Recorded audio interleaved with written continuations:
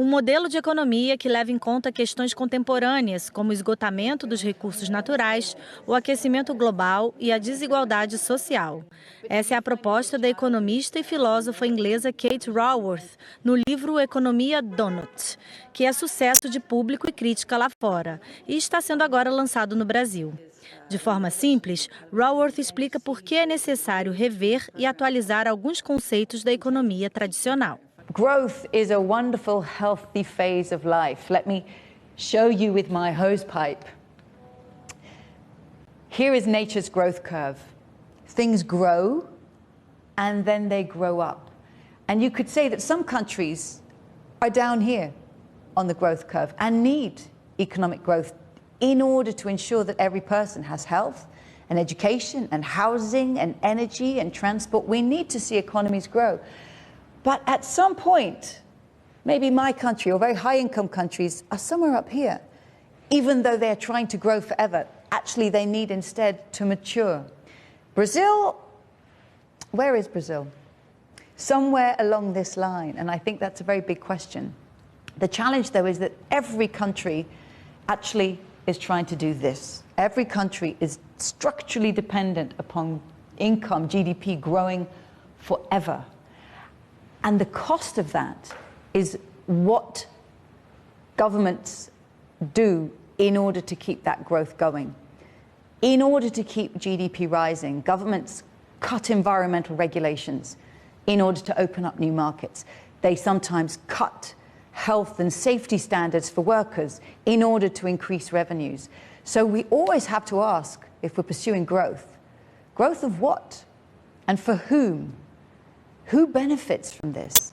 And at what cost to other people, at what cost to the planet?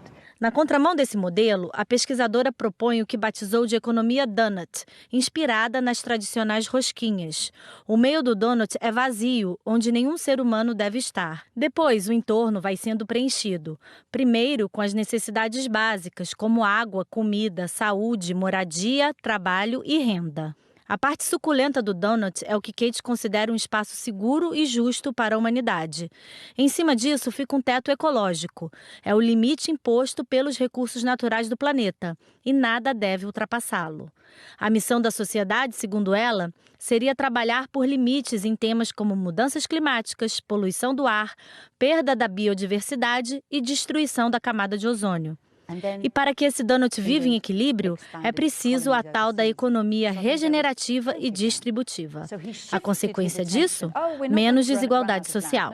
Brazil is known as being one of the higher levels of inequality in a nation in the world. We need to transform that dynamic in countries and create economies that are far more distributive by design.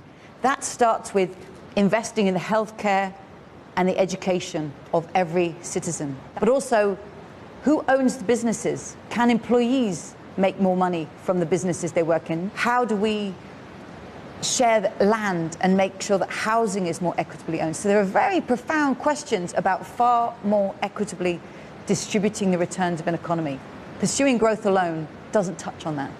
Os conceitos propostos pela economista já estão sendo aplicados por empresas mundo afora e em cidades como Amsterdã, na Holanda. Amsterdam loves to be a pioneering city. We have to turn the linear economy into a circular one so that resources are used again and again, far more carefully, far more slowly, reusing food waste, plastics, metals, paper.